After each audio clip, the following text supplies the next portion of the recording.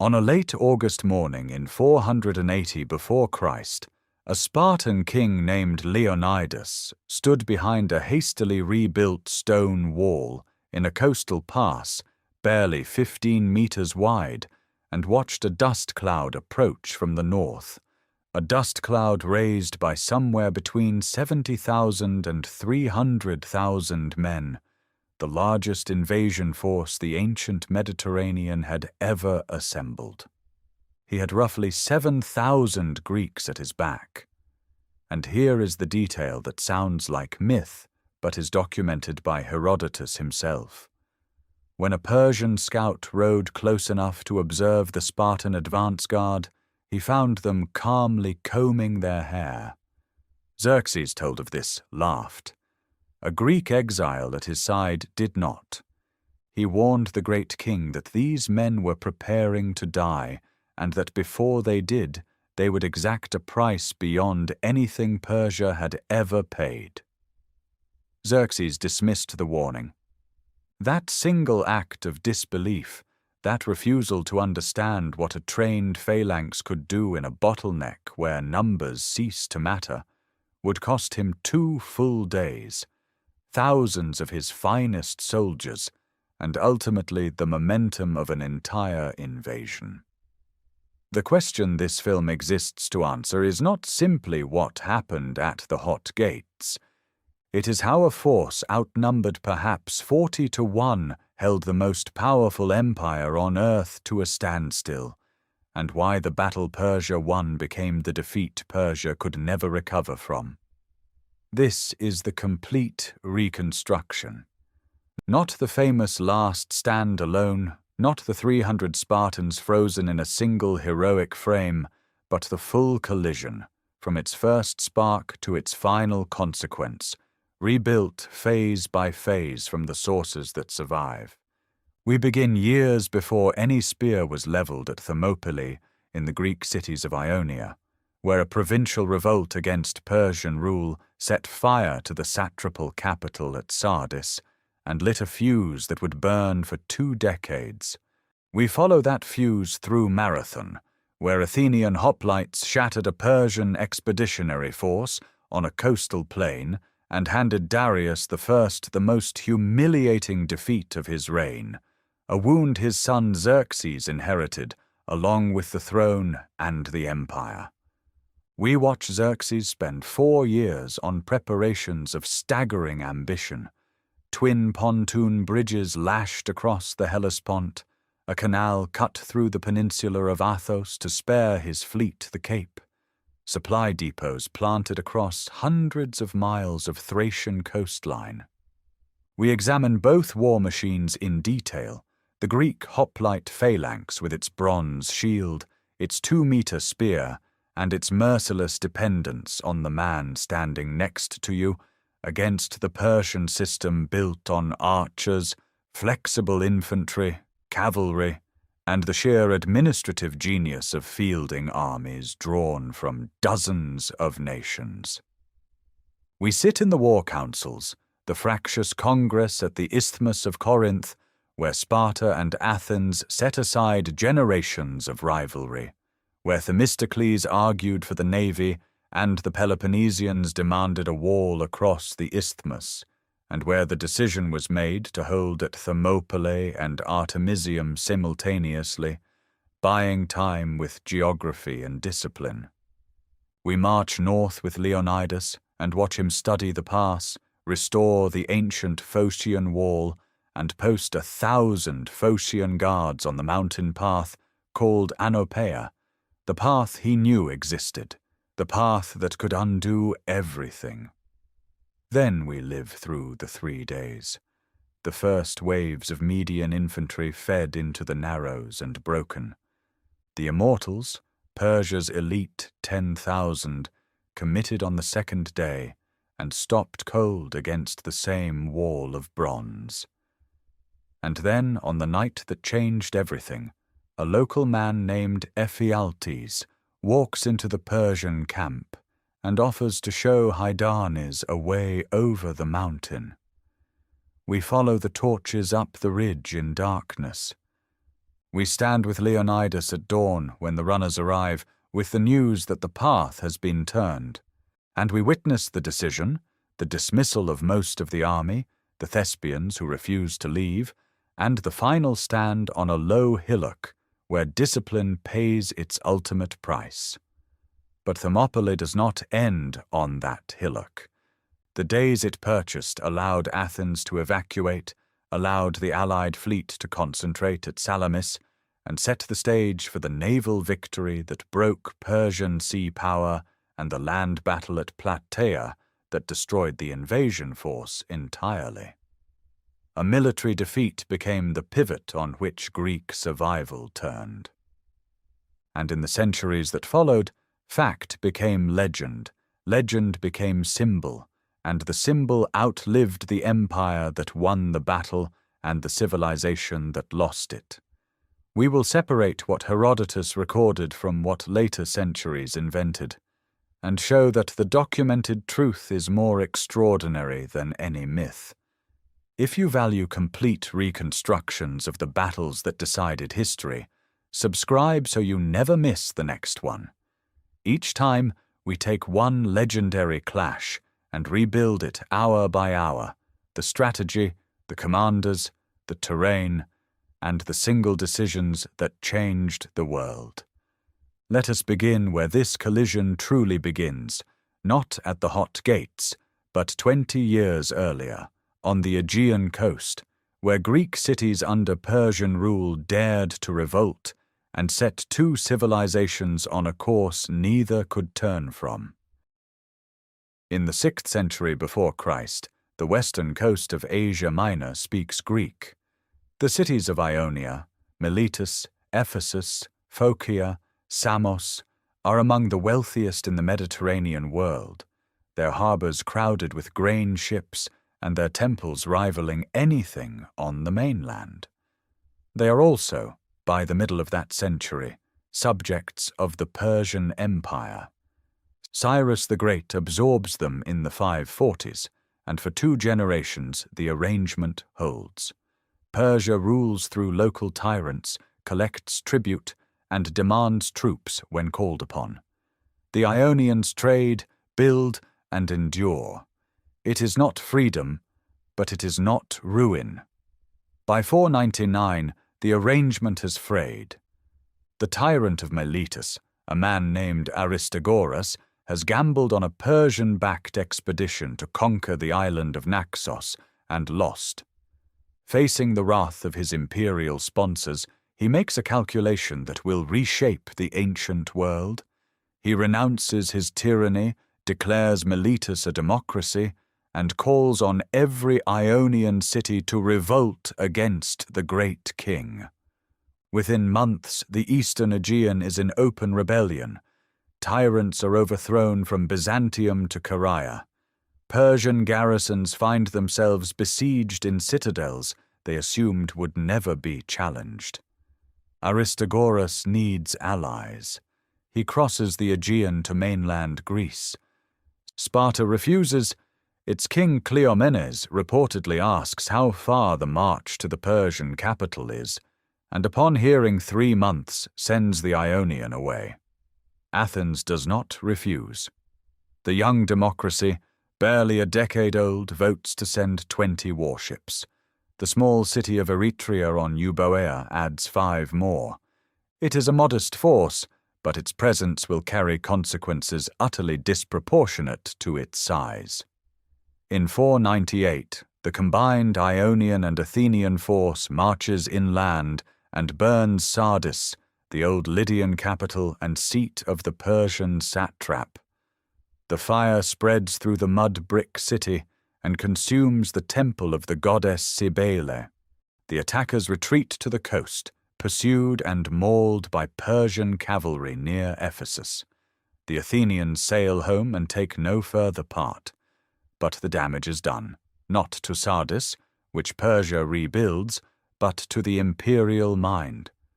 Herodotus records that when Darius the Great hears the news, he asks who the Athenians are.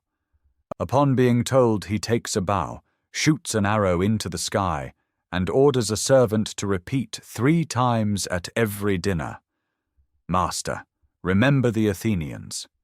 The revolt grinds on for 5 more years without that Athenian help. Persia methodically reassembles its forces. The empire's resources are vast, its patience strategic.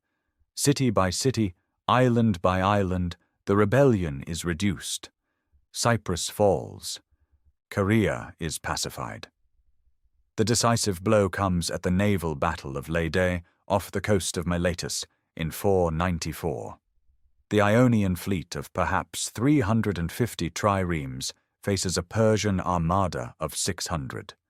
Defections hollow out the Greek line before the rams ever strike. Samian and Lesbian contingents sail away mid-battle. The remaining loyalists, led by the Chians with 100 ships, fight with extraordinary courage, but the outcome is annihilation. Miletus falls shortly after. Its men are killed or deported to the mouth of the Tigris. Its women and children are enslaved. The mother city of Ionian civilization ceases to exist as a power. When the Athenian playwright Phrynichus stages a tragedy called The Fall of Miletus, the audience weeps so violently that the city fines him and bans the play from ever being performed again. The grief is real, and beneath it lies something sharper: guilt. Athens sent ships, then abandoned the cause. Persia restores order across Ionia with a mixture of punishment and pragmatism. But Darius does not forget the 20 Athenian ships at Sardis. A provincial revolt has been crushed, yet it has opened a door that cannot be closed. Across the Aegean, a small city on the Attic plain has announced itself to the largest empire on earth. The servant still whispers at dinner, and somewhere in the imperial administration, planners begin studying the sea routes west. 10 years pass. Darius does not hurry. The empire moves at the pace of bureaucracy, not rage, and a campaign across open sea requires preparation that no Persian army has ever attempted on this scale. By 490 before Christ, the expedition is ready. Not a full imperial mobilization, but a punitive strike, surgical in intent. The targets are specific: Eretria, which sent 5 triremes to Sardis, and Athens, which sent 20. The force numbers perhaps 600 triremes and horse transports, carrying an estimated 25,000 infantry and perhaps 1,000 cavalry under the joint command of Datis, a seasoned Median general, and Artaphernes the Younger, nephew of the king. Their mission is punishment and installation of the exiled Athenian tyrant Hippias, now an old man riding with the fleet, who knows every road in Attica. The expedition island hops across the Aegean, reducing Naxos and accepting submissions. Eretria falls after a 6-day siege when 2 citizens open the gates from within. The city is burned, its population enslaved and deported to Mesopotamia. The message is clear. Then the fleet crosses the narrow strait and beaches on the plain of Marathon, 26 miles northeast of Athens, a site Hippias himself recommends, flat enough for cavalry, broad enough for deployment. Athens faces a decision that will define everything that follows. The assembly votes to march out and meet the Persians in the field rather than endure a siege. 10 generals command the army of roughly 10,000 Athenian hoplites. A runner named Phidippides, or Philippides, the sources vary, is dispatched to Sparta, covering perhaps 150 miles in 2 days. The Spartans promise aid, but cannot march until the full moon ends the Canea festival. Athens must fight nearly alone. Only Plataea sends help. 600 hoplites who arrive and take their place on the line. For several days the two armies watch each other across the plain. The Athenians hold the high ground at the southern edge, unwilling to descend onto terrain that favors Persian cavalry. Then something changes. Herodotus does not explain what, but later tradition and tactical logic suggest the Persian cavalry re-embarks, perhaps loading onto ships for a direct strike on Athens by sea. The moment the horsemen leave the plain, the balance shifts. Miltiades, whose day it is to hold command in the rotating generalship, gives the order. The Athenian phalanx forms 8 ranks deep, but Miltiades thins the center to 4 ranks and weights both wings. Then he does something unprecedented. The hoplites advance at a run across roughly 1,500 meters of open ground, closing the distance before Persian archers can shatter the formation. The noise of 10,000 bronze shields and greaves hammering forward at the sprint is something no Persian infantry on that field has ever faced. The center, thin and outnumbered, bends and gives ground against the best Persian and Sake troops, but both Athenian wings crush the weaker formations opposite them, then wheel inward. The Persian center, now pressed from 3 sides, breaks. The rout carries towards the ships beached along the shore. The Persians lose perhaps 6,400 men, according to Herodotus. The Athenians lose 192, a number so precise it was almost certainly taken from the burial count at the great mound that still rises on the plain today. The surviving Persian force re-embarks and sails south around Cape Sunion, racing for undefended Athens. Miltiades force marches his army back overland. When the Persian fleet rounds the cape and sees the Athenian army already arrayed along the shore at Phaleron, it turns away. The expedition is over. Darius receives the news in Susa, a small city with no cavalry, no archers of note, and no imperial resources has broken a royal army in open battle. The defeat is not catastrophic in material terms. The empire can absorb the loss 10 times over. But the wound is to something far more dangerous than a treasury. It is to the idea that resistance is futile. If Athens can win at Marathon, every restless subject from Egypt to Babylon will take note. The king begins planning a second expedition, vastly larger. He will not live to launch it. When Darius dies in 486, the unfinished war passes to his son, a young king with his father's grudge and an empire's resources to feed it. Xerxes is 26 when he takes the throne. He is not the eldest son, but he is the son of Atossa, daughter of Cyrus the Great, and that lineage carries weight no rival claimant can match. His first years are consumed not by Greece but by Egypt, which has revolted. He crushes the rebellion within 2 years, installs his brother Achaemenes as satrap, and turns at last to the inheritance his father left unfinished, the punishment of Athens and the submission of every Greek state that dares to stand apart from the empire's order. What follows is not the fury of a wounded king, but the methodical application of imperial machinery on a scale the Mediterranean world has never witnessed. Xerxes does not plan a raid. He plans a permanent conquest, and the logistics alone will take 4 years. The first problem is the sea. In 492, a Persian fleet under Mardonius had been wrecked rounding the promontory of Mount Athos, losing perhaps 300 ships and 20,000 men to storms and rocks.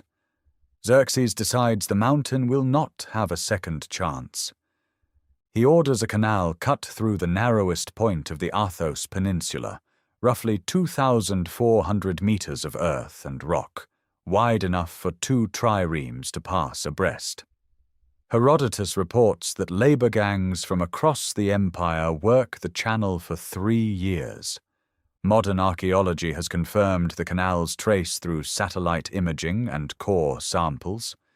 It is an engineering statement as much as a practical solution. The empire reshapes geography itself. The second problem is the Hellespont.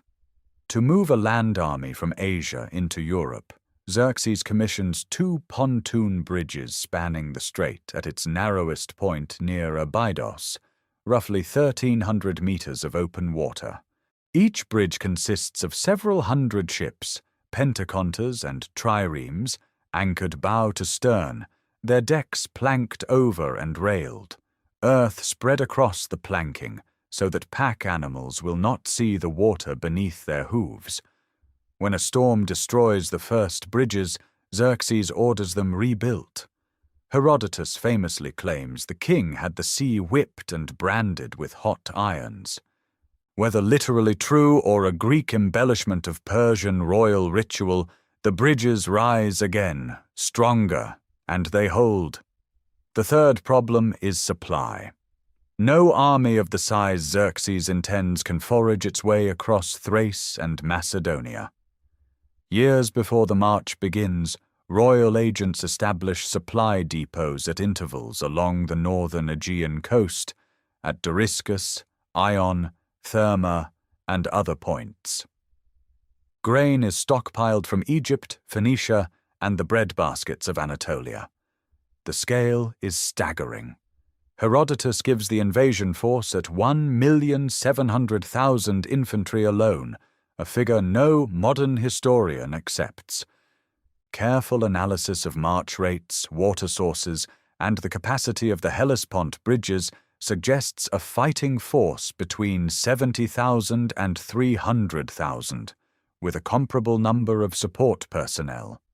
Even at the lower estimate, this is the largest coordinated military operation the ancient world has yet attempted. The fleet is equally vast.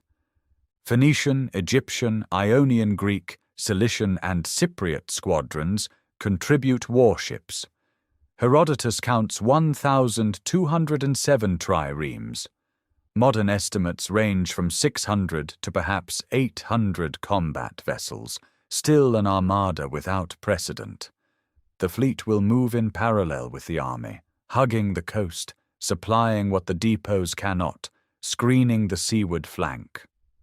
By the spring of 480, the machine is ready. The canal at Athos is open. The bridges at the Hellespont stand. The depots are full. Contingents from 46 nations march under Persian standards: Medes, Bactrians, Indians, Ethiopians, Sakai, Caspians, each in their own armor, carrying their own weapons, speaking their own languages, unified only by the will of the king and the administrative genius of the empire that commands them. At Sardis, the assembly point, Xerxes reviews the host. The column, when it begins to move, will take 7 days and 7 nights to cross the bridges into Europe. Somewhere ahead, beyond the mountains of Thessaly, a narrow coastal pass waits beside sulphur springs, where the road threads between cliff and sea. The men who will stand in that narrow pass carry their war on their bodies. To understand what happens at Thermopylae, one must first understand the machine that makes it possible, not the Persian machine of empire and logistics, but the Greek machine of bronze, ash wood, and human muscle, locked shoulder to shoulder in a formation that has no equal in the ancient world. The hoplite takes his name from the hoplon, though the shield itself is more precisely called the aspis. It is a dish of wood, usually willow or poplar, roughly 90 centimeters across, faced with a thin sheet of hammered bronze. It weighs between 7 and 8 kilograms. Its genius lies in its grip, an armband at the center called the porpax, through which the left forearm passes, and a handle at the rim, the anti-lab, gripped by the left hand. This double grip means the shield cannot be knocked away easily, but it also means the aspis covers the warrior's left side and extends past his left shoulder, protecting the right flank of the man standing beside him. The phalanx is therefore not a collection of individual fighters. It is a single organism. Each man's survival depends on the man to his left holding his ground. Above the shield rim rises the Corinthian helmet, beaten from a single sheet of bronze, enclosing the skull entirely, leaving only a T-shaped opening for the eyes and mouth. It weighs roughly 2 kilograms. It muffles hearing and narrows vision to a forward slit. A hoplite in full panoply sees only what is directly ahead. He cannot hear shouted orders clearly. He fights by feel and by training, by the pressure of the man behind him and the rhythm of the line.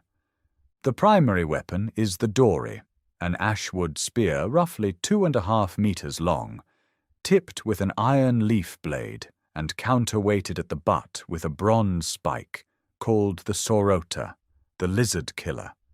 If the spearhead breaks, the fighter reverses the shaft and fights with the spike. At his hip hangs the xiphos, a short iron sword roughly 60 centimeters in blade length, the weapon of last resort when the spear is gone and the killing is at arm's reach. The formation itself stands 8 men deep in standard practice. The front ranks thrust overhand with the dory, while the men behind add their weight, pressing forward with shields against the backs ahead of them. This collective shove, the othismos, is the decisive mechanism. 2 phalanxes meeting is not a duel of champions. It is a shoving match of massed weight, where the deeper or more disciplined formation grinds the other backward until cohesion breaks and men begin to fall. Every Greek city-state fields hoplites, but not every city-state produces the same soldier. In Athens, the hoplite is a citizen farmer who provides his own equipment, a property qualification that limits service to the middle and upper classes. He trains in his deme, drills periodically, and fights when called. He is brave, motivated by civic pride, but he is not a professional. Sparta is something else entirely. The agoge begins at age 7. Boys are taken from their families and raised in communal barracks under conditions of deliberate hardship, minimal clothing, controlled rations, constant physical competition. By 20, a Spartan male enters the syssitia, the common mess, and remains a full-time soldier until age 60. He does not farm, he does not trade, helot labor feeds him. His entire adult life is the perfection of formation fighting, the lockstep advance, the controlled retreat that lures an enemy forward into disorder, the instantaneous redress of a broken line. This difference in doctrine matters enormously in a narrow pass. Athenian hoplites can hold a line. Spartan hoplites can manipulate one, feigning withdrawal, then wheeling and striking the pursuing enemy in the moment of their greatest disorder. Herodotus will record exactly this tactic at the hot gates. The full panoply weighs between 20 and 30 kilograms, depending on whether the fighter wears a bronze cuirass or a lighter composite corselet of linen and glue. A man in this weight, in the August heat of central Greece, can fight at full intensity for perhaps 15 to 20 minutes before exhaustion degrades his effectiveness. This is why the Greeks at Thermopylae will rotate units in and out of the fighting line, a tactical luxury the narrow pass makes possible and the variety of allied contingents makes practical.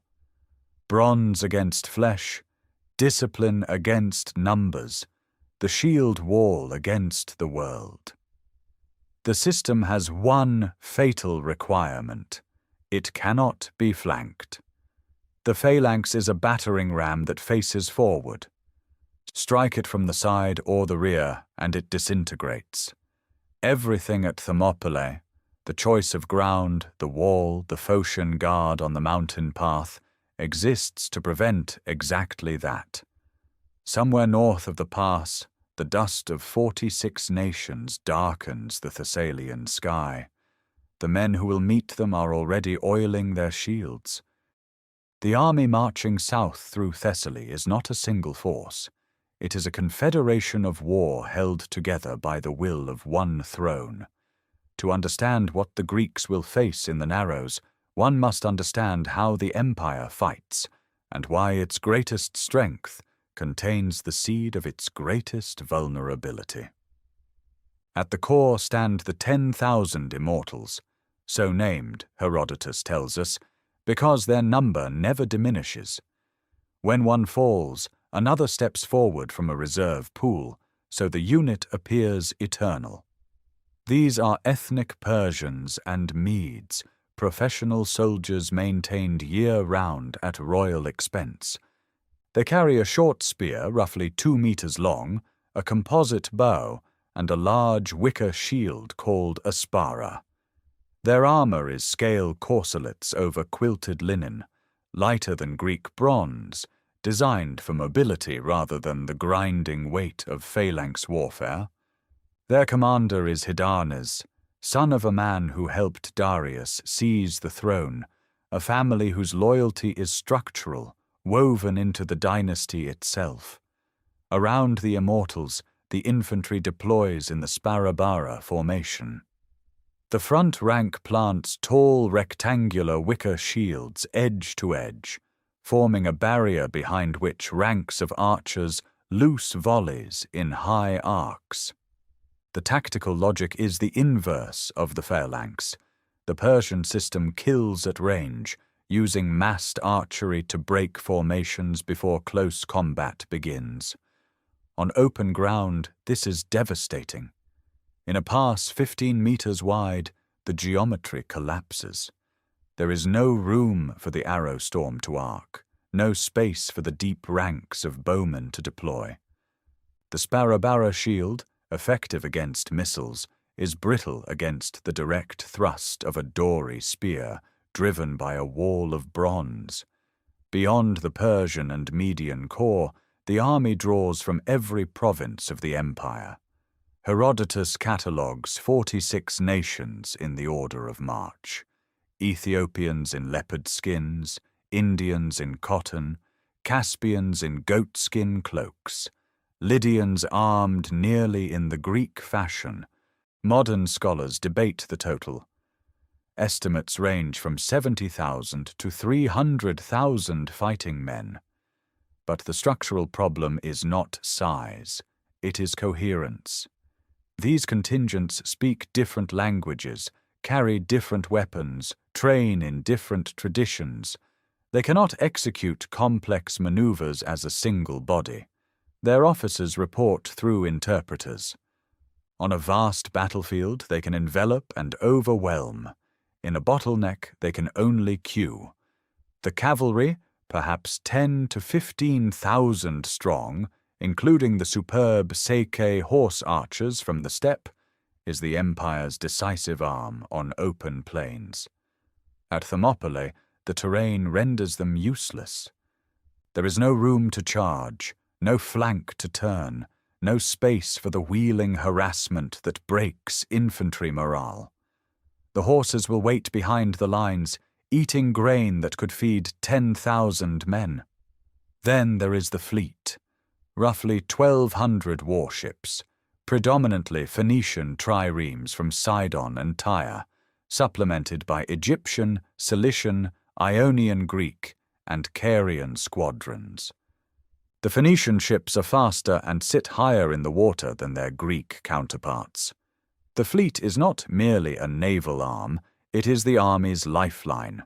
An army of this size cannot feed itself from the land. Grain ships must shadow the coast, and the war fleet must protect them. If the fleet is destroyed, the army starves within weeks. command flows downward from Xerxes through a hierarchy of 6 army commanders, including his cousin Mardonius, the most experienced field general, and Hydarnes over the immortals. The system is efficient for administration but rigid under pressure. Initiative belongs to the king. Subordinates execute, they do not improvise. When Xerxes is present, decisions wait for his word. When events move faster than a messenger can ride, the machine hesitates. This is the paradox the Greeks will exploit. The Persian war machine is built for overwhelming force on chosen ground, river crossings, open plains, sieges of walled cities. It has conquered every landscape from the Nile Delta to the Hindu Kush. But it has never fought in a corridor where only 50 men can stand abreast, where cavalry cannot deploy, where arrows have no arc, and where the only path forward runs through a wall of overlapping bronze shields held by men who have trained for exactly this kind of killing ground since the age of 7. Somewhere ahead, the sulphur springs steam in the August heat, and the Phocian wall stands rebuilt across the narrowest throat of the pass.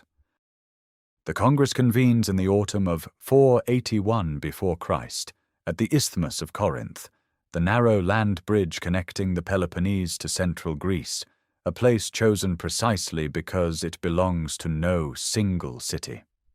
Envoys arrive from more than 30 polis. They sit in the open air, equals in theory, rivals in everything else. Sparta and Athens have not fought side by side within living memory.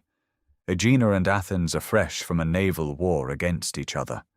Thebes eyes both with suspicion. Argos, Sparta's ancient enemy, refuses to attend at all. Yet the intelligence filtering south through Thessaly and Thrace is unambiguous. The bridges across the Hellespont are complete, the supply depots are stocked, and the largest army the Greek world has ever imagined is already in motion. Fear accomplishes what diplomacy alone never could. The assembled delegates swear oaths of alliance, suspend all intercity wars, and agree on a unified command. Sparta receives the supreme leadership on land, and, despite possessing only a modest fleet, at sea as well, a concession Athens makes through gritted teeth, because the alternative is no alliance at all. Herodotus records that the allied states threatened to withdraw rather than serve under Athenian admirals. Themistocles yields the point. He understands that the fleet matters more than the title above it. 2 strategic visions compete from the first session. The Peloponnesian bloc, Sparta, Corinth, the Arcadian cities, instinctively look south.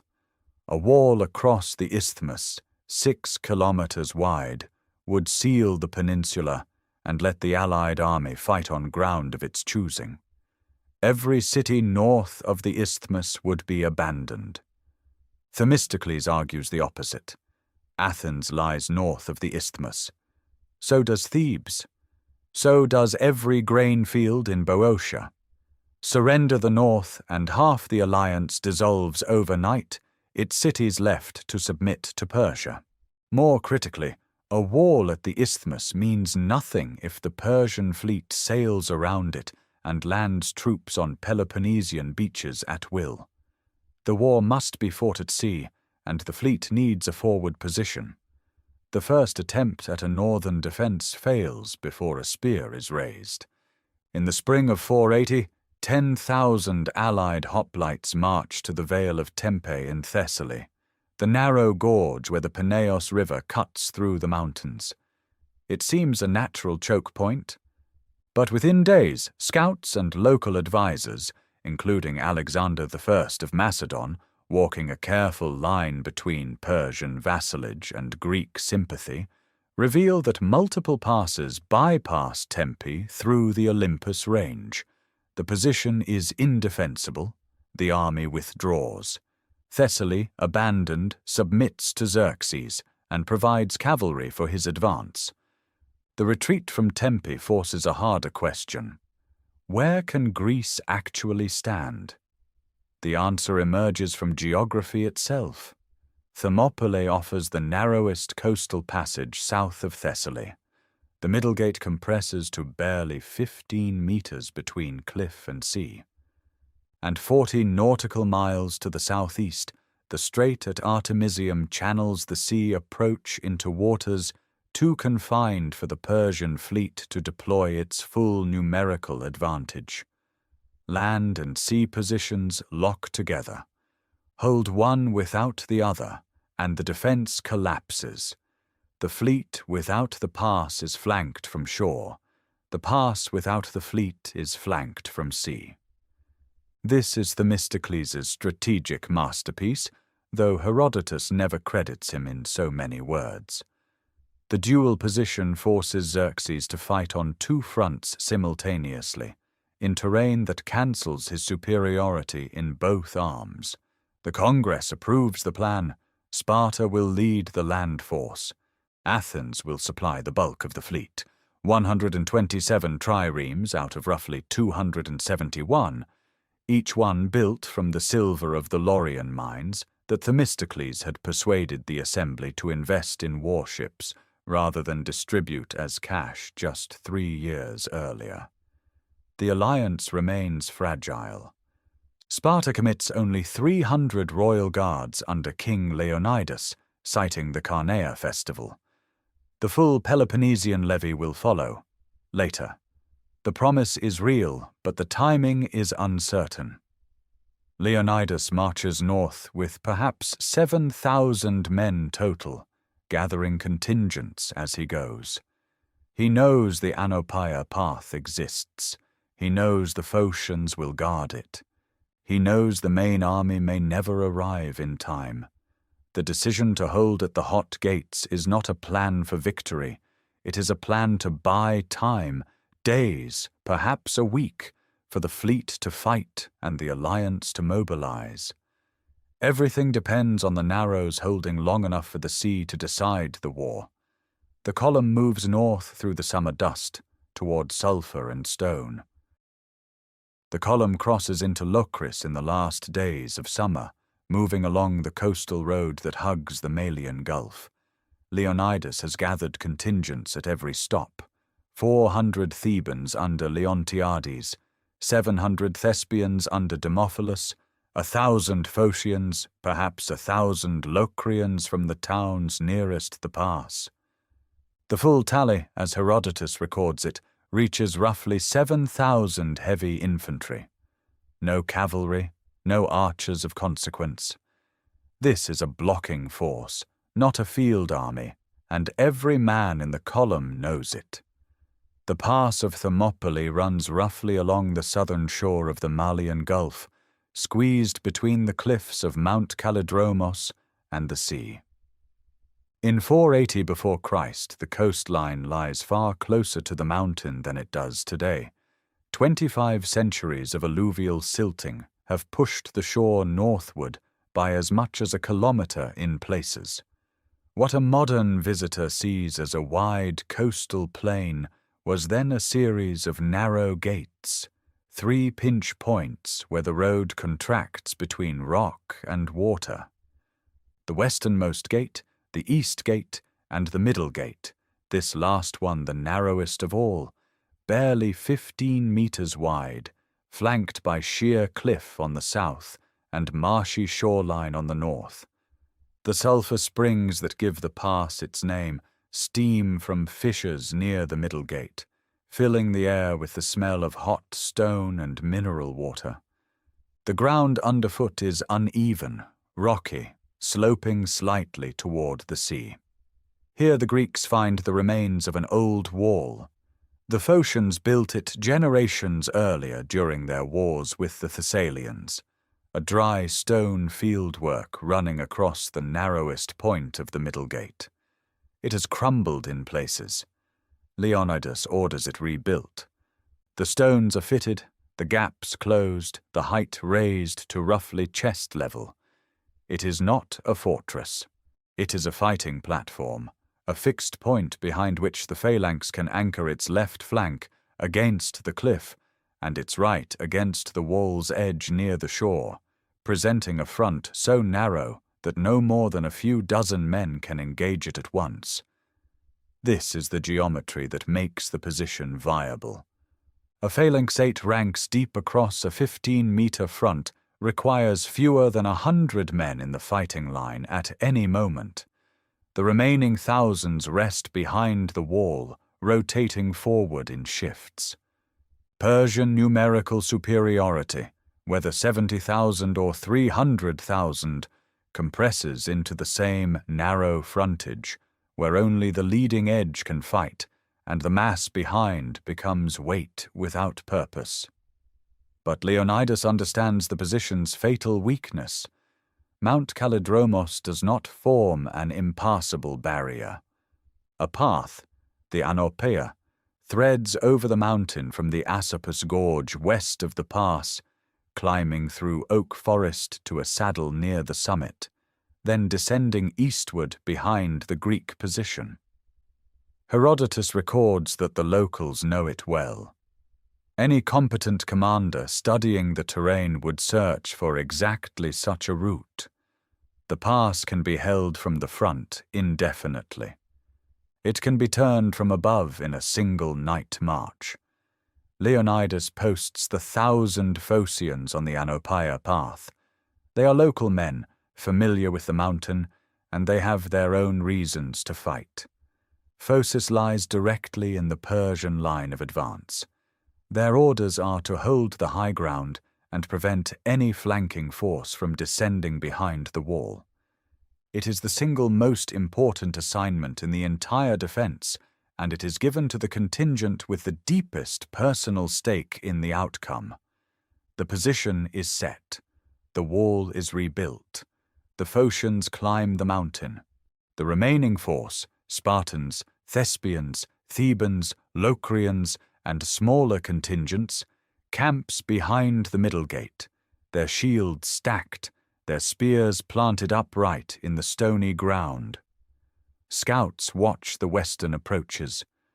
The fleet, 271 triremes under the Spartan Eurybiades with Themistocles commanding the Athenian contingent, takes station at Artemisium, the northern cape of Euboea, roughly 40 nautical miles to the southeast. Land and sea defense are now linked. If the pass falls, the fleet's position becomes untenable.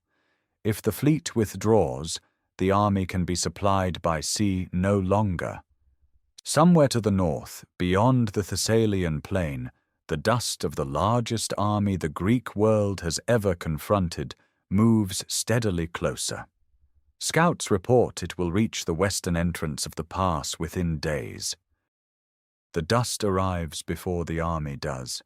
It rises above the western hills like smoke from a burning city, a pale column climbing into the August sky and spreading until it dims the afternoon sun over the Malian Gulf. The scouts who have been watching from the ridgeline above the pass return at a run. The Persian host has entered the western approach to Thermopylae and is making camp on the flat ground near the town of Trachis, perhaps 5 or 6 miles from the middle gate. 7,000 Greeks watch that dust cloud from behind their rebuilt wall and understand what it means. No army that raises a haze visible at that distance numbers in the low thousands. The estimates vary. Herodotus will later record that Xerxes brought 1.7 million fighting men, a figure no modern historian accepts, but even the most conservative reconstruction places the force now encamping on the Trachinian plain at somewhere between 70,000 and 150,000 combatants, with tens of thousands more in support. Against this, the Greek blocking force holds a frontage of roughly 15 meters at the narrowest point of the pass. Leonidas calls his commanders to counsel behind the wall as the light fails. The sources do not record the precise words, but the decisions that emerge are clear. The Allied contingents will rotate through the fighting line in shifts, keeping fresh units at the front, while exhausted men rest behind the wall. The Phocians remain on the Anopaea path above, 1,000 men guarding the one route that could undo everything. The position is sound. The mathematics of the Narrows mean that Xerxes cannot deploy more than a few dozen men abreast at any moment. Depth is useless here. Training is everything. In the Spartan mess that evening, the 300 eat their black broth and tend their equipment with the unhurried discipline of men performing rituals older than memory. Herodotus names one of them, Dionysus, a Spartan of proven courage. When told by a Trachinian local that the Persian archers are so numerous their volleys will hide the sun, Dionysus reportedly answers that this is pleasant news, for they will fight in the shade. The remark survives because Herodotus judged it worthy of record. Whether the words are exact or polished by retelling, they capture something real about the Spartan temperament at Thermopylae, not bravado, but a studied indifference to odds that functions as psychological armor. Xerxes, meanwhile, dispatches a mounted scout to observe the Greek position. The horseman rides close enough to see the men at the wall. What he reports back is one of the most famous intelligence assessments in military history. The Spartans, the scout says, are exercising naked and combing their long hair. Xerxes finds this absurd. He consults Demaratus, the exiled Spartan king traveling with the Persian court. Demaratus, according to Herodotus, explains that the Spartans dress their hair before battle when they intend to risk their lives. These men are preparing to fight to the end. Xerxes waits 4 full days before attacking. Herodotus suggests he expects the Greeks to lose their nerve and withdraw once they see the scale of the host. It is a reasonable calculation. No rational commander holds a pass with 7,000 men against an empire, but the calculation misreads the nature of the force behind the wall. These are not conscripts weighing survival against duty.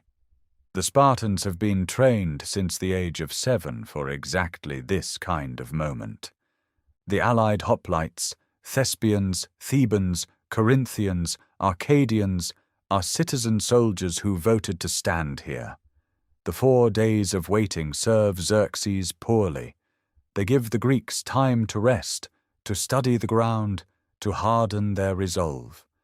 They give the fleet at Artemisium time to prepare, and they give the narrow pass time to become familiar. Every stone, every angle of the wall, every place where a man can brace his shield and plant his feet. On the evening before the assault, campfires stretch across the Trachinian plain like a second sky laid flat against the earth. The Greeks behind their wall can see the glow reflected off the low clouds. The sound of an army of that size carries the murmur of tens of thousands of voices, the braying of pack animals, the ring of metal. The pass itself is quiet. Sulphur from the hot springs drifts on the night air. The wall stands. The spears are sharpened.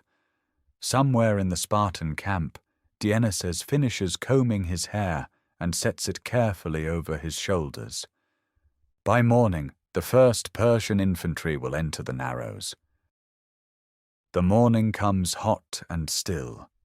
Xerxes waits 4 days before ordering the first assault. Herodotus is explicit on this point, perhaps expecting the Greeks to scatter at the sight of his host, perhaps completing the deployment of units still arriving along the coastal road. When no withdrawal comes, the order goes forward. The Medes and the Scythians receive the first assignment. These are not second-line troops.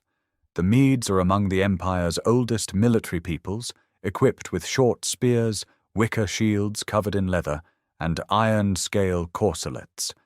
The Scythians carry similar arms. They are brave, experienced, and accustomed to victory. They march into the pass in column because the narrows permit nothing else, and when they reach the rebuilt Phocian wall, they meet something their training has not prepared them for. The Greek phalanx stands 8 ranks deep behind the wall, filling the passage from cliff face to the steep drop toward the sea, a front of perhaps 20 shields. The first rank braces, aspis locked to aspis, each bronze-faced shield overlapping the man to the left. The second rank sets spear points over the shoulders of the first. The third rank pushes. The formation is a single organism of oak and bronze, and its physics are simple.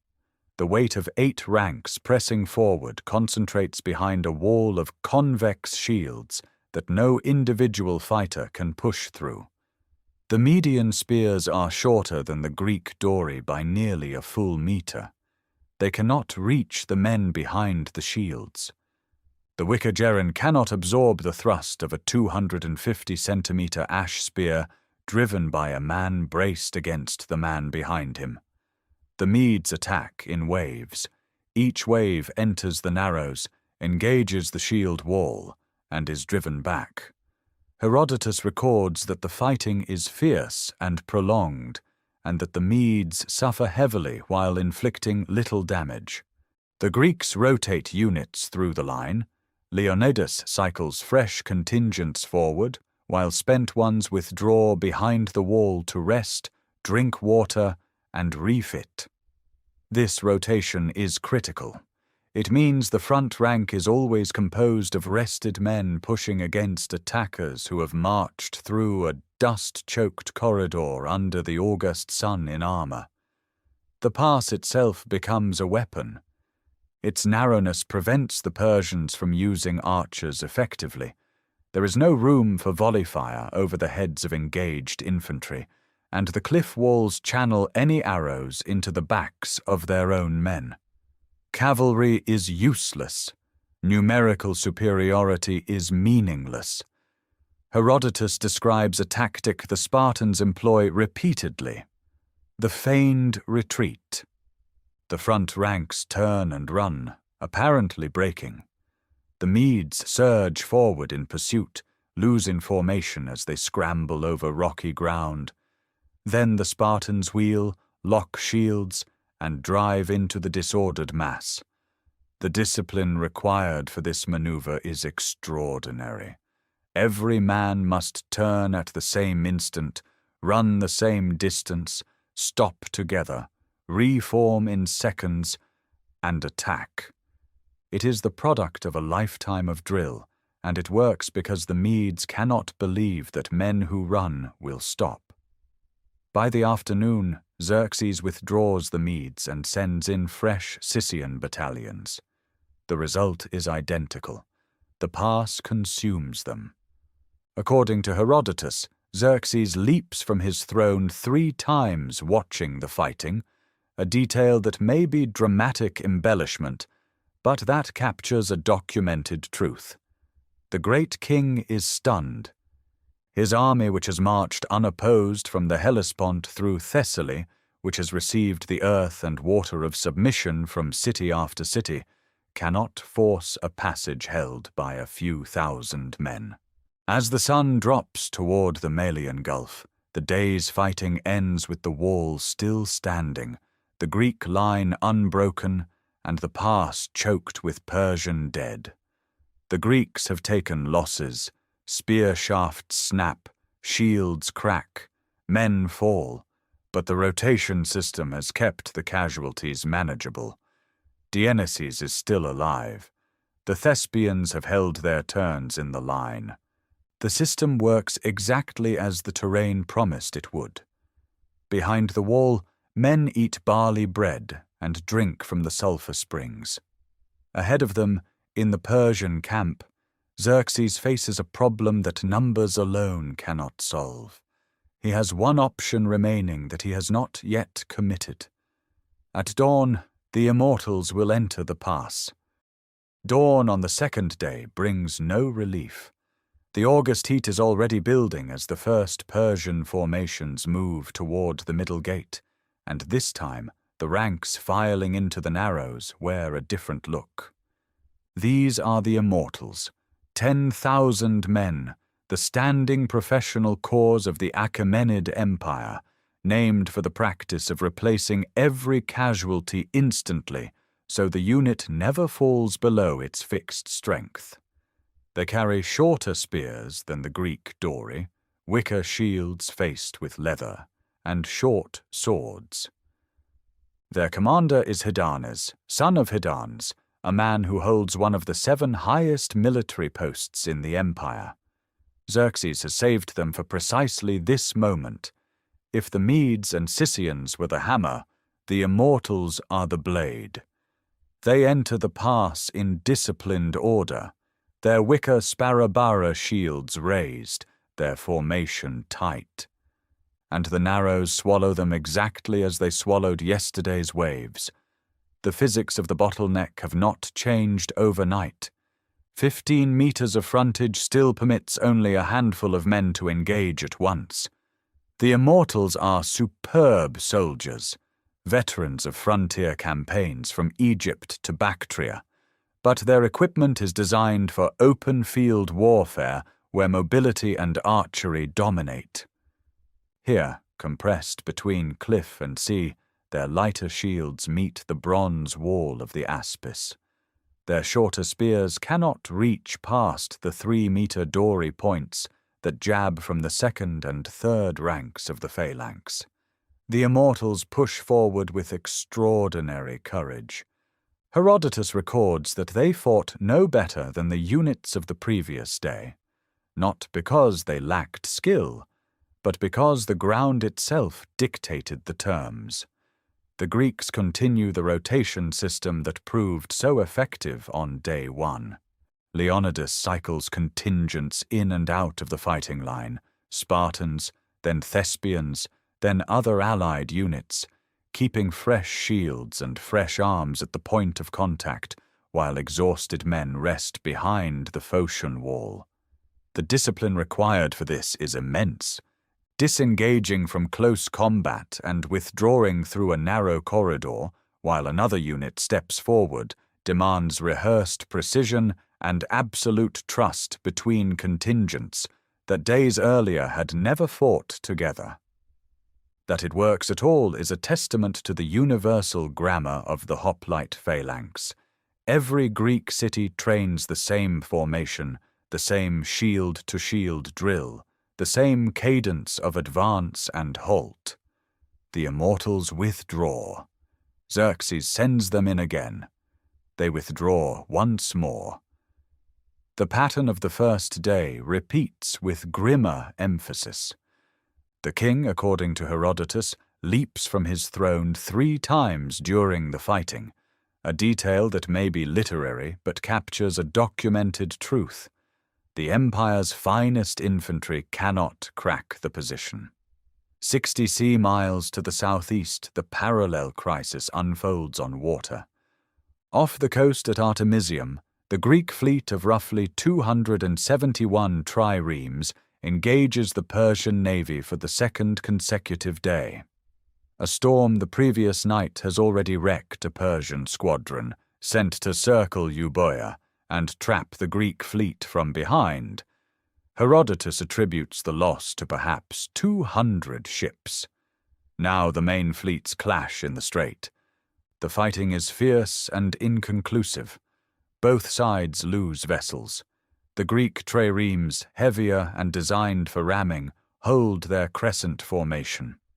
The Persian fleet, still numerically superior even after storm losses, cannot bring its full weight to bear in the confined waters. The same principle that governs the pass governs the strait. Narrow ground favors the defender. By evening the pass still holds, the wall still stands. The Immortals have proven that elite quality cannot overcome geometric reality. The bottleneck reduces every assault to the same narrow arithmetic of shield against shield, spear reach against spear reach, and in that arithmetic, the heavier Greek panoply wins. Xerxes now faces a strategic impasse. His army cannot force the pass. His fleet cannot yet destroy the Greek navy. His supply lines stretch back through Thessaly, feeding tens of thousands of men and animals in hostile country. Time, the one resource an invader cannot manufacture, is bleeding away. Then, as the second day's light fades over the Malian Gulf, a man from the local district of Trachis presents himself at the Persian camp and requests an audience with the king. His name is Ephialtes, son of Eurydamus. He knows a path. Ephialtes knows what every goat herd in Trachis knows. The mountain wall above Thermopylae is not solid. A path threads upward from the Asopus Gorge behind the Persian camp, climbs through dense oak forest along the spine of Mount Anopeia, and descends behind the Greek position near the East Gate. It is not a military road. It is a shepherd's track, narrow, rocky, choked with undergrowth in places, passable only in single file along certain stretches. But it is passable, and it emerges exactly where it needs to emerge, in the Greek rear. Herodotus records that Ephialtes was motivated by the expectation of a great reward from the king. Later, Greek tradition would place a bounty on his head and credit his eventual killing to a man named Athenides, though for an unrelated grievance. What matters on this night is simpler. A local man with local knowledge walks into the Persian camp and offers to solve the problem that 60,000 soldiers could not. Xerxes acts immediately. He assigns the mission to Edanas and the Immortals, the same 10,000 who failed in the frontal pass that afternoon. Their new task demands not shock power, but endurance and silence, a night march of perhaps 12 to 14 kilometers over rough mountain terrain, timed to place them behind the Greeks at first light.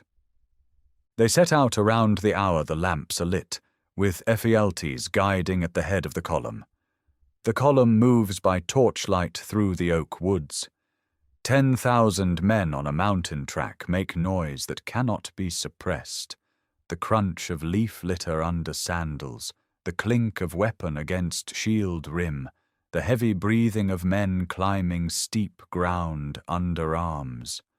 The forest canopy blocks the moonlight. The pace is slow, perhaps 2 kilometers per hour on the steeper sections. Hydarnes has marched these men across the empire, from Susa to Sardis to Thessaly, and they are conditioned for distance. But this is different.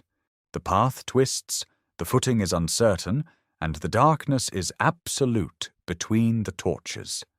Leonidas has not ignored this path. He posted 1,000 Phocian volunteers on the summit plateau precisely to guard against encirclement.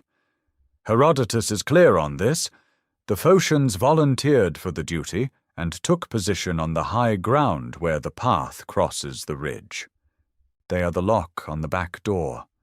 The lock fails. Near dawn, as the Immortals approach the summit, the Phocians hear them before they see them.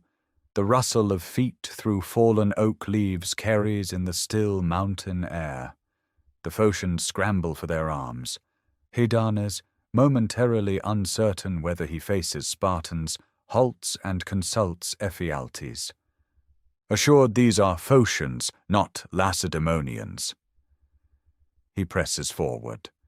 The Phocians, rather than holding the path itself, withdraw uphill to the peak to make a stand defending their own position, apparently believing the Persians have come for them. It is a catastrophic misreading. Hydarnes has no interest in the Phocians. He ignores them entirely and continues along the descending path toward the rear of the pass.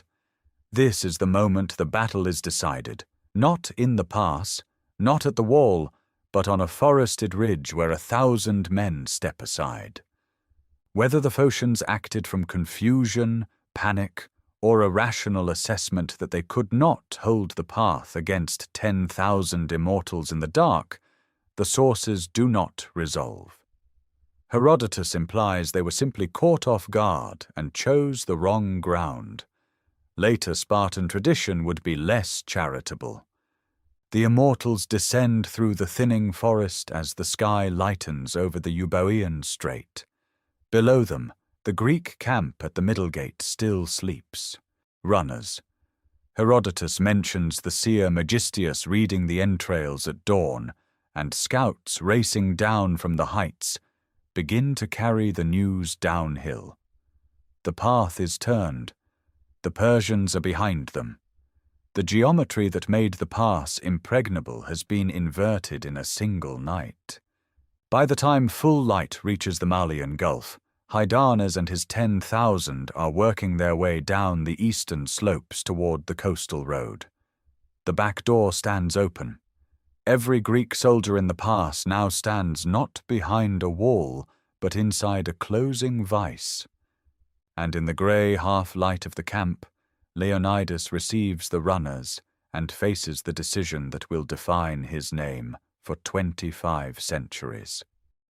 The news arrives in fragments. First the scouts, breathless from the mountain slopes, then the seer Megistius, who according to Herodotus has already read the omens in the entrails and found death waiting. The Phocians have not held. Hydarnes and his 10,000 immortals are descending the eastern face of the Anopeia, and within hours they will emerge on the coastal road behind the Greek position. The pass that has been a fortress for 2 days is becoming a trap. Leonidas stands at the center of a decision that later centuries will simplify into legend, but that in the grey light of this August morning is a problem of arithmetic, obligation, and time. He commands roughly 7,000 men. The bulk of them are Peloponnesian allies, Arcadians, Corinthians, Mycenaeans, men whose cities need them alive for the battles still to come. If the entire force remains, it will be encircled and destroyed to no strategic purpose. If the entire force retreats, the rearguard action collapses, and the Persian cavalry on the coastal plain will ride down a disintegrating column. Someone must hold the pass long enough for the rest to withdraw south toward the isthmus. Herodotus frames what follows as Leonidas dismissing the allies, and the ancient sources offer competing explanations. One tradition holds that Leonidas ordered the withdrawal out of concern for allied lives. Another, recorded by Herodotus himself, suggests the allies simply departed on their own once the encirclement became clear. A third tradition, favored by later Spartan memory, insists Leonidas stayed because an oracle had declared that either Sparta itself would fall or a Spartan king must die. The truth likely braids all three. A Spartan king who abandoned his post would return to a disgrace worse than death. Spartan law was unambiguous on this point. Come home with your shield or upon it. Retreat was not a category available to Leonidas in any framework he understood. The army divides in the thin morning light. The Peloponnesians file south along the coastal road, moving quickly, their columns stretching toward Locris and safety. What remains at the rebuilt Phocian wall is a force of extraordinary composition. 300 Spartans, each one a full citizen warrior selected by Leonidas before the march north, every man a father with a living son to carry his name. 700 Thespians under their general Demophilus, who refuse the order to withdraw. Their city lies directly in the Persian line of advance, and they choose to stand. And 400 Thebans, whose presence Herodotus treats with suspicion, suggesting Leonidas kept them as hostages against Theban loyalty, though this interpretation remains debated by scholars. Perhaps 1,400 men now hold a position designed for 7,000 against an army that can attack from both directions simultaneously. The mathematics are final. This is no longer a defensive action with hope of relief. The Carnea festival has ended, and somewhere in the Peloponnese the main Spartan army is mustering, but it is days away and irrelevant to what will happen before noon. What Leonidas purchases with these lives is not mystery, but measured time. Every hour the rearguard holds, the retreating column gains distance. Every hour delays the Persian advance southward, giving Themistocles and the fleet at Artemisium the signal to withdraw in good order to Salamis. The decision is tactical, political, and deeply personal all at once, and it is made by a man in his 60s who has been king for perhaps 10 years and a soldier for more than 40. The Thespians sharpen their spears. The Spartans eat their morning meal as though it were any other dawn, because the agoge has trained them to treat the extraordinary as routine. Dionysus is among them, the man who joked about fighting in the shade of Persian arrows, and Herodotus names him as the bravest of all. The rebuilt wall still stands across the narrowest point of the pass, but it will not be their final position. Somewhere above, the sound of 10,000 feet on loose stone grows closer, filtering down through the oak forests of the Anopeia.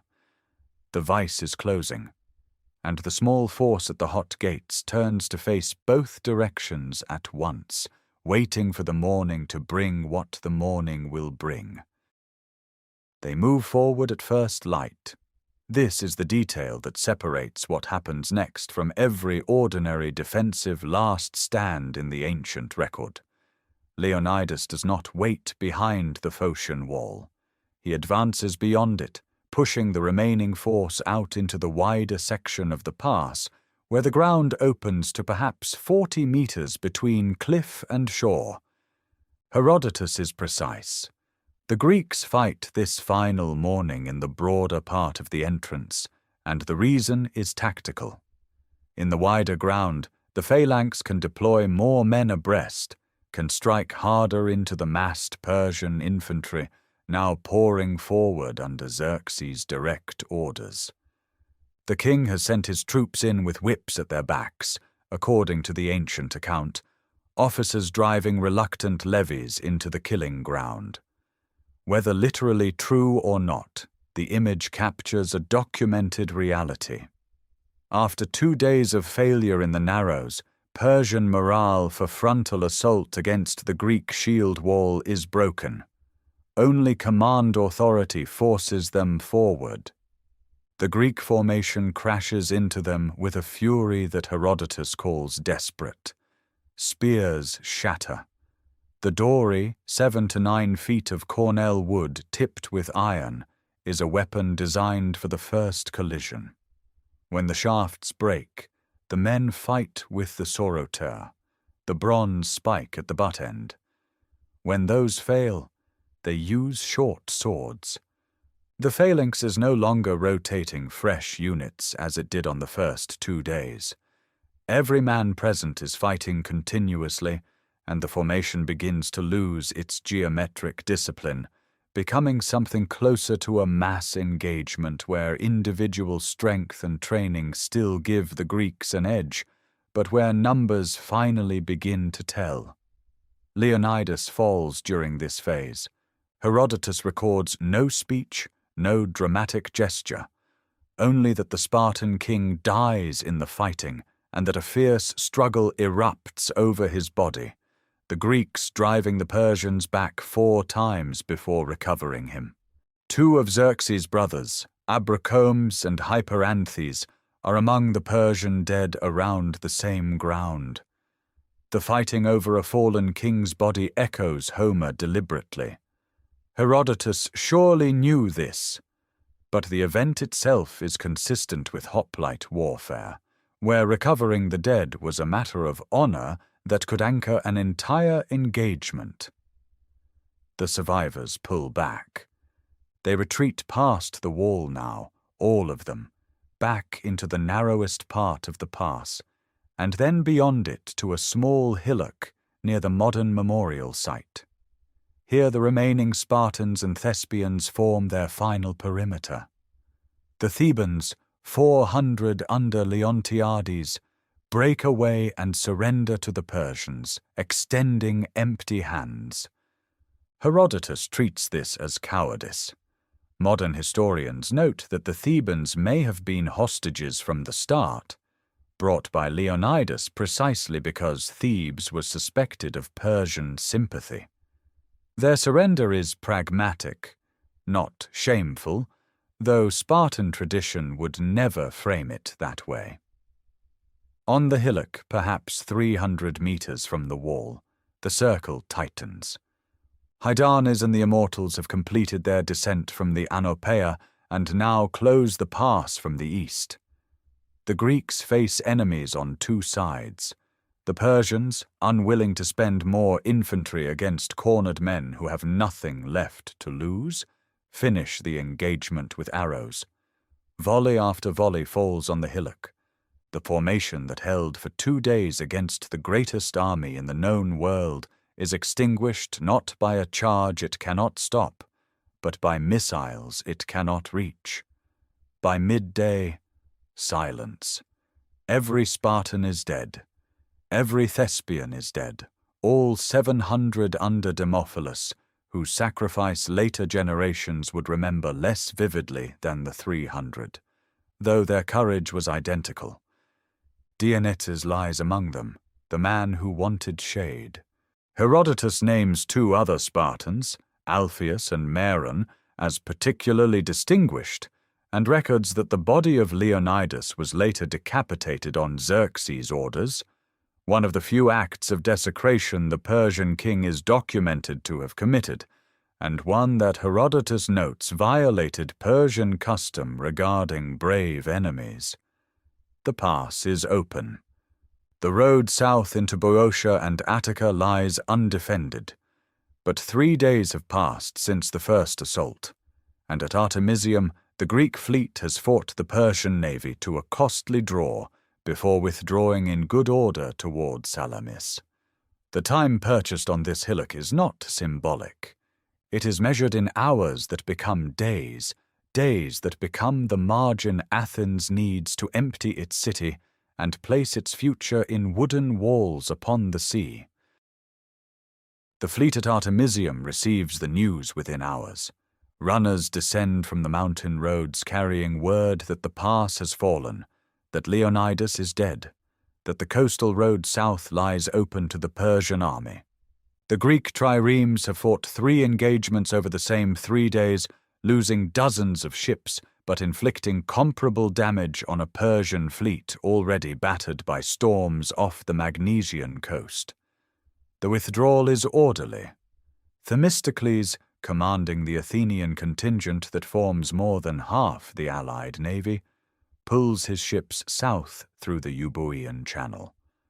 According to Herodotus, he leaves inscriptions carved on rocks at watering places along the coast, addressed to the Ionian Greek crews serving under Xerxes, urging them to defect or at least fight poorly.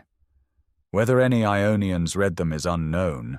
What matters is the fleet remains intact. Athens empties.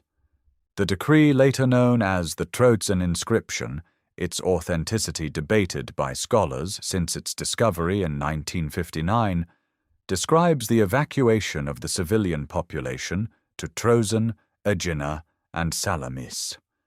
Women, children, the elderly, carried across the Saronic Gulf in every available vessel. The men of military age board the triremes.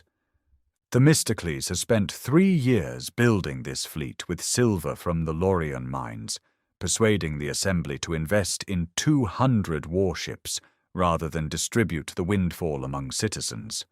That political fight in 483 now determines whether Greek civilization survives. Xerxes enters Attica unopposed. His army burns the temples on the Acropolis. The small garrison that remained on the sacred rock is overwhelmed. The smoke is visible from Salamis, barely 2 kilometers across the strait. The Allied fleet concentrates in the narrow waters between Salamis and the mainland, roughly 300 triremes against perhaps 600 Persian warships. The Peloponnesian commanders want to withdraw further south to the Isthmus of Corinth. Themistocles argues that the narrows at Salamis will neutralize the Persian numerical advantage, precisely as the pass at Thermopylae did for the infantry. Herodotus records that when the Corinthian admiral Adimantus challenges his right to speak, Themistocles replies that men with a city have more authority than men without one, but that Athens possesses 200 warships and therefore possesses a city wherever it chooses to anchor. He sends a slave named Sitinus to the Persian camp with a false message. The Greeks are quarreling and planning to flee by night. Xerxes takes the bait. He orders his fleet into the strait before dawn on a late September morning, blocking both exits. The Persian ships enter in column, compressed by the narrows into a space roughly 1,200 meters wide.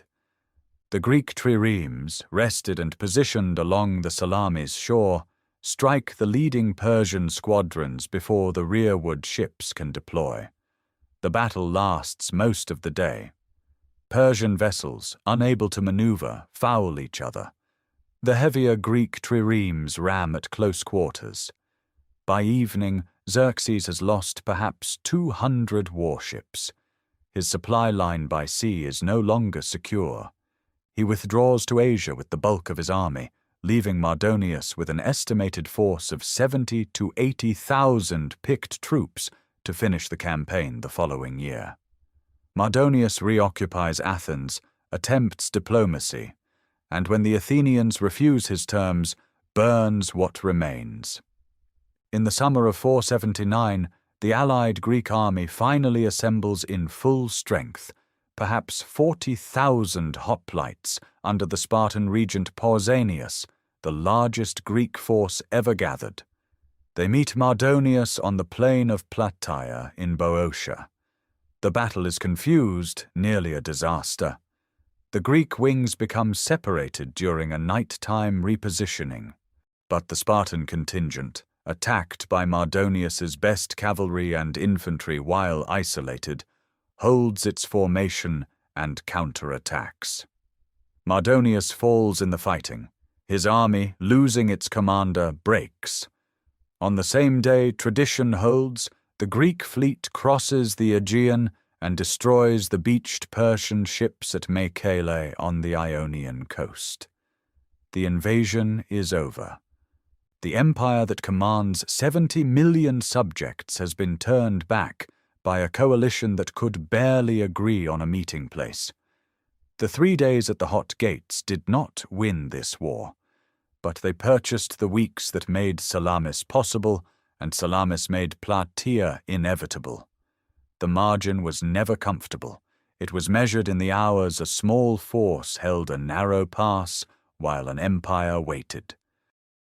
Within a generation of the battle, the Greeks raise a stone lion on the hillock where the last defenders fell. Herodotus, writing perhaps 40 years after the event, records the epitaph composed by Simonides of Chios for the Spartan dead. 4 lines of austere Doric verse, carved into a stele at the pass. Stranger, go tell the Lacedaemonians that here we lie, obedient to their words.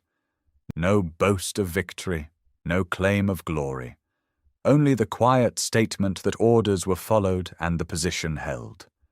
It is the most famous military epitaph ever written, and its power lies in what it does not say. Herodotus himself is the foundation.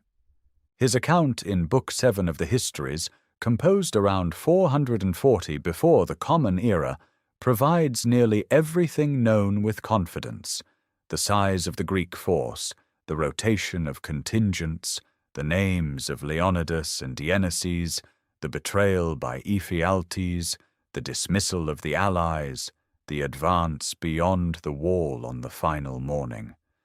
He names the 700 Thespians under Demophilus who chose to remain. He records the Theban surrender. He describes the burial mound raised over the fallen. These details rest on oral testimony gathered within living memory of the battle, and while Herodotus sometimes embellishes, the structural narrative has never been seriously contradicted by archaeology or by later ancient sources. What later centuries added is another matter. By the Roman period, Thermopylae had become a moral parable. Plutarch, writing 500 years after the battle, attributes elaborate speeches to Leonidas that appear nowhere in Herodotus. The number 300 hardens from a historical contingent size into a mystical symbol. The Thespians, who died in equal numbers and by free choice, gradually vanish from the popular story. Sparta's own tradition, carefully cultivated through its unique social system, ensures that the sacrifice belongs to Lacedaemon alone. The pass itself becomes unrecognizable. Alluvial deposits from the Spakaios River push the coastline northward over the centuries. The narrow corridor where 15 meters of ground decided everything is today, a broad coastal plain, several kilometers wide. The sulfur springs that gave the hot gates their name still flow, but the bottleneck that made the defense possible exists now only in geological reconstruction. Visitors standing at the modern Leonidas monument look out over flat farmland and must imagine the sea lapping at the base of the cliffs. The archaeological record is modest but confirming. Bronze arrowheads of Persian type have been found on the hillock identified as the last stand position, consistent with Herodotus's account of the final arrow storm. A Spartan-type iron spear point was recovered nearby. The burial mound Herodotus describes has been tentatively identified, though centuries of disturbance make certainty impossible. What the sources actually confirm is this. Roughly 7,000 Greeks held a mountain pass against a vastly larger Persian force for 3 days. The defense failed when a flanking path was revealed. A rearguard of approximately 1,400 men, predominantly Spartan and Thespian, fought a deliberate last stand that delayed the Persian advance by critical hours. The battle was a tactical defeat and a strategic investment whose dividends were collected at Salamis and Plataea within the following 13 months. Everything beyond this framework, the heroic speeches, the precise choreography of the final morning, the inner thoughts of Leonidas at dawn, belongs to tradition, to literature, to the long echo that a small force's refusal to withdraw sends across 25 centuries. The story endures not because it was embellished, but because the documented facts themselves carry a weight that no embellishment can improve. 1,400 men who knew the mountain path had been turned chose to remain in a pass that was already lost, and held it until they could hold nothing more.